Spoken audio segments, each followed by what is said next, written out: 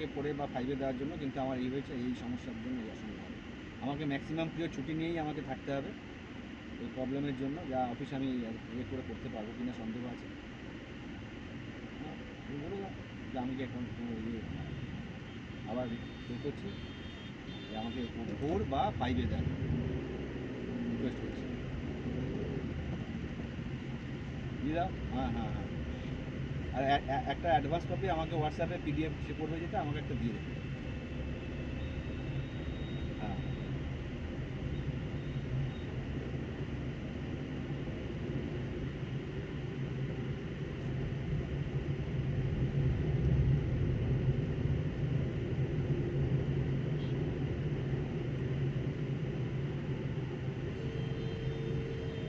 জানি তো এটা এরকম যার যার সমস্যা হবে ফোন করবে। আমাকে অ্যাকচুয়ালি কিছুই করতে না পারলেও অ্যাডভান্স কপিটা আমায় চাইতে হবে, আর এই সময় মতন গিয়ে ডিজিএনকে ফেলতে হবে। যে অ্যাসোসিয়েশন করলে যেটা হয়, যে একটা সুন্দর बैलेंस হয়, সেটা আপনি করলে ব্যালেন্স হবে না। আর পরিষ্কার চার্ज করবে कि सर आप सोच रहे हैं कि आप बैलेंस करेंगे, नहीं आप बैलेंस नहीं, आप बिजनेस करिए, ठीक है, वो हमारा काम नहीं है। हम फुल कोऑपरेशन आपके साथ है, पूरा सर्कल जानता है। यहाँ सीजीएम डीएमडी हो रहा है, जीएम सीजीएम हो रहा है, डीजीएम जीएम हो रहा है। या आप पहले से ही सर्कल का लीगेसी तोड़ रहे हैं। सर्कल में बाहर से जितना सारे ऑफिसर आता है, उड़ीसा से, बिहार से, लखनऊ से जो आता है, प्रमोशन लेके ही जाते हैं। रेपुटेशन आप मालूम नहीं है आपको कौन बोला है, एकदम भावे बोला है, ये मालूम नहीं है कौन आपको एडवाइस किया है, आपका ईगो ये कहाँ से आया है। आप तो पहले स्केल 1 ऑफिसर थे ना, SBI मेंबर थे, तो स्टेट बैंक जो ऑफिसर्स फेडरेशन है या मेंबर थे, तो पहले हम पुरस्कार बोलते ना, फिर डायरेक्ट आप स्केल 6 बन गए, तो नहीं है, ऐसा नहीं है। কিন্তু বলতে বলবে তবে তো ও লিমিটেশন করে দেয় না। আমি রেগে গেলে যেটা বলা হয় একদম সালা কার চালিয়ে দেয়।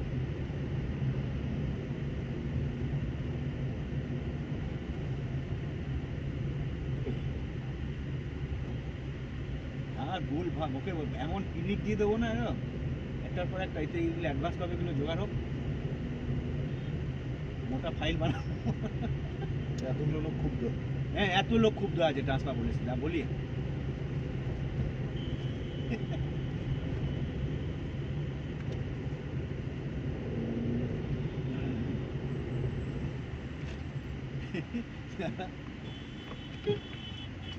ওই জ্বালানোর জন্য যথেষ্ট। আর তারপরে ওই ফ্রডগুলো তুলছি না, কোন কোন ব্রাঞ্চে কি ফ্রড হয়েছে লাগানো দরকার আছে। ভুলভাল কাজ হচ্ছে ওইগুলোকে নিয়ে আর বলার দরকার নেই, স্ট্রাকচার মিটিং সোজা BCDM এ রিপোর্ট হবে। কোন জায়গায় কী হচ্ছে এটা বলতে হবে, খালি খোঁজ লাগাতে হবে।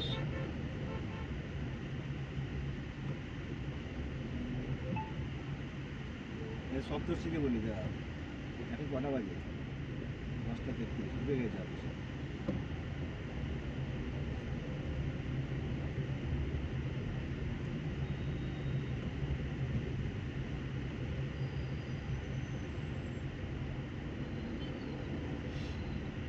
এক্সপ্রেস ক্রেডিটের আসানসোলে যে র্যাকেটটা আছে ওর পুরোটা এই ডিটেলসটাই।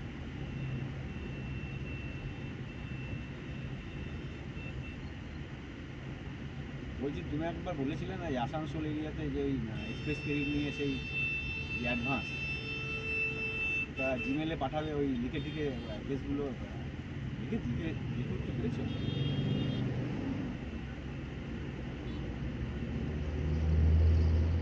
না না, তুমি ওটা আমাকে আমার জিমেলে দিয়ে রাখো।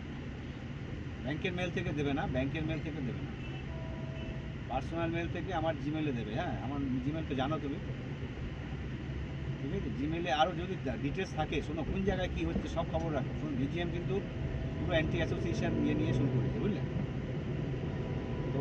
ওনার হাত পা বাঁধতে গেলে যেখানে যেখানে যে ধরনের ডেভিয়েশন, ওয়েবার ডেভিয়েশন, কোনো প্রপারলি ডেভিয়েশন হচ্ছে না, ডাইরেক্ট রিস্ক নিয়ে মেম্বাররা লোন করে দিচ্ছে বা এখানে যেতে হবে, সমস্ত খবরগুলো ফিল্টার করো, মেলে পাঠাও, এক্সেল করা শুরু করবে। হ্যাঁ হ্যাঁ, ঠিক আছে। আচ্ছা আচ্ছা আচ্ছা।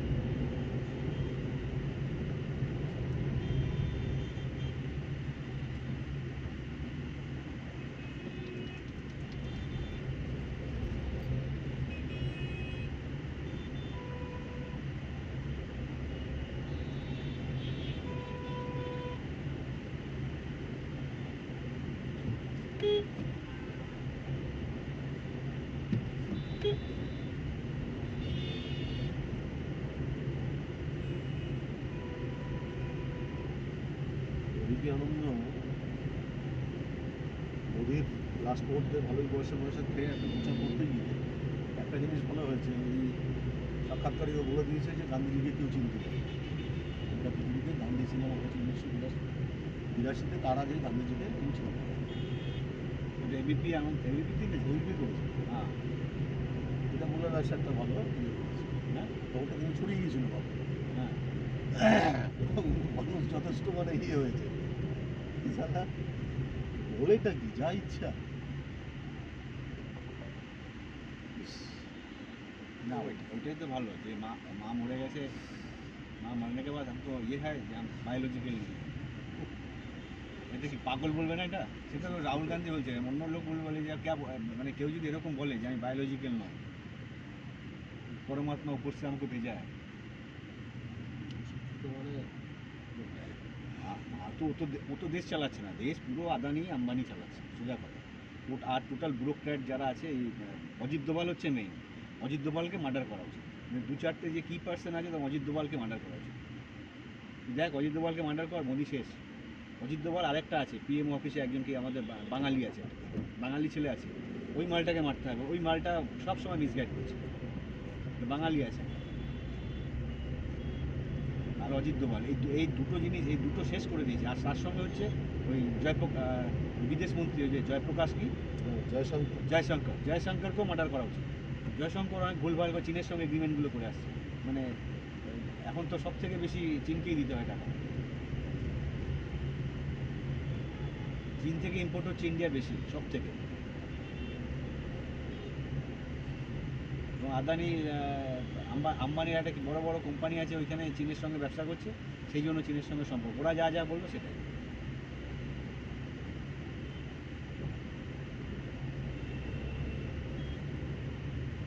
পারবে না মোদি ক্ষমতা দিতে পারবে না, ওই ইয়ে দেখা আর যাই হোক। 295 না, এবার এই যে ফোবিয়া তৈরি, ভয়টা তৈরি করে দিয়ে না, যারা শেষ পর্যন্ত দাঁত কামড়ে এই যে কাউন্টিং এজেন্ট, বারবার বলা কাউন্টিং এজেন্ট এটা রাখতে পারবে, সেটাই আমি বলতে চাইছি। এরা তো প্রথমে এই যে শুনে খবর শুনছে, তো বারবার তো সেই জন্য মানুষের কি হয়ে যাবে। হ্যাঁ, একদম মাটি কামড়ে পড়ে থাকবে। যে মাটি কামড়ে লাস্ট পর্যন্ত বুঝতে হবে যে দেখি মানে ওইখানে গন্ডগোলটা করবে। দেখবি কাউন্টিং ওরা সারা রাত চালাবে, কাউন্টিং শেষ হবে না, এরকম করতে করবে প্রশাসনিক লেভেলে।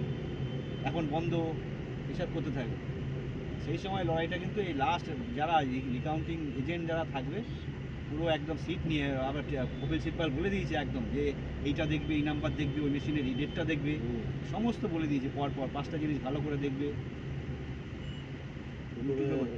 বলেছে প্রথমে একদম পোস্টাল ব্যালট গোনা হবে, হ্যাঁ, রেজাল্ট দিয়ে হবে, তারপরে এইগুলো হ্যাঁ, আর পোস্টাল ব্যালটে তো গন্ডগোল হয়ে রয়েছে। পোস্টাল ব্যালটে তো গন্ডগোল প্রচুর হয়ে রয়েছে। সে যাই হয়ে থাকুক।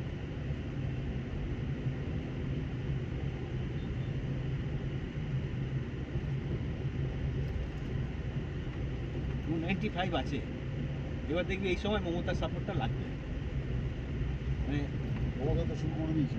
না ঠিক আছে, আমার কথা হচ্ছে যে আগে মোদি আর এই অমিত শাহ আগে যাক, কেননা দেশটা তো মমতা শুরু করেছে অলরেডি। এবারে সিপিএম কেন এত ইয়ে করবে? ঠিক আছে, সিপিএম কেন মনিটরিং করবে? সে তো মনিটরিং করবে, না করবে। তুমি মনিটরিং যদি না করে, বা কংগ্রেস তো কখনো বলছে না সিপিএম সম্পর্কে। হ্যাঁ, মাঝে এখানে গন্ডগোলটা ওই অধীর চৌধুরী করছিল, ওই সময় জাস্ট ব্যালেন্স করা। এটা একদম পুরো রাজনীতি করলো, ওই ইয়েকে দিয়ে, মল্লিকার্জুন খার্গেকে দিয়ে বলা করিয়েছে। নিশ্চয়ই অধীরকেও বলেছে যে আমরা এটা বলবো, অধীরকেও কিছু বলেছে যে আমরা এটা বলবো, তারপরে তুমি ওই কান্নাকাটি করে যাবে। দেখি অধীর কান্নাকাটি করেছে, আমাকে মমতা শেষ করে দিল।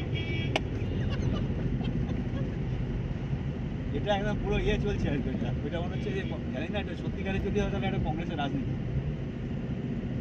কারণ এইখানে চেক অ্যান্ড ব্যালেন্স করতে গেলে এটা অধীরকে দিয়ে একটু করালো, অধীরের বিরুদ্ধে করা হুমকি। আর অধীর বললো আমাকে মমতা ব্যানার্জি আমার সব শেষ করে দিয়েছে, সাংবাদিকদের ডেকে বলেছে।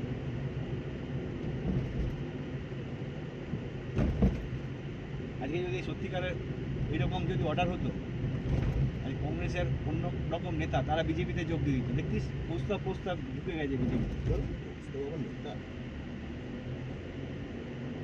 কিন্তু কী বলে, অধীর চৌধুরী কিন্তু অন্য কথা বলবে যে মমতা আমার শেষ করে দিয়েছে, না আমার ওইখানে রাজনীতিটা কংগ্রেসের মধ্যেও আমাকে পজিশন খারাপ করে দিল। এটা আর কি বলতে চাইছে যে আমার রাজনৈতিক জীবন শেষ করে দিল।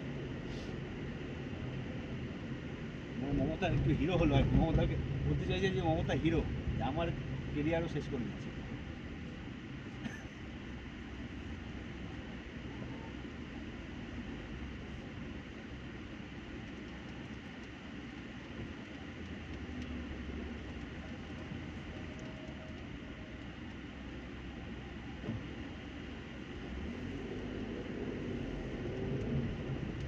দেখা আমি বসে আছি কিনা আমাদের দিকে আসতে হবে বাড়িতে। মোবাইলে করিস না? এইটাতে ওই ইগুলো খুলবে না আমার তো বিএসএনএল না এটাতে। তোর পাসওয়ার্ড জানা আছে? পাসওয়ার্ড তো ওইটা ই করলে দেয় তো। না না, না ইয়েতে Password- আচ্ছা ইয়েতে দেখা যায় না, পাসওয়ার্ড মনে থাকলে আমি দেখতে গুগল পাবো। পেতে দেখা যায় না? গুগল পে থেকে ইয়ে করিস, দেখা যায়, হ্যাঁ। দেখ দেখে নে। নাহলে পাসওয়ার্ড মনে থাকলে আমার মোবাইল আমি দেখে নিই, দেখে বলে দিতে পারি। দাঁড়া এখানে দেখা যায়।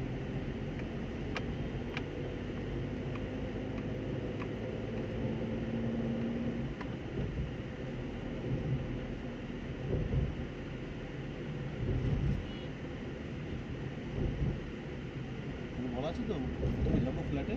হ্যাঁ না বলিনি, হ্যাঁ ফ্ল্যাটে যাবো তো, এই ফ্ল্যাটে যাবো, হ্যাঁ। হ্যাঁ।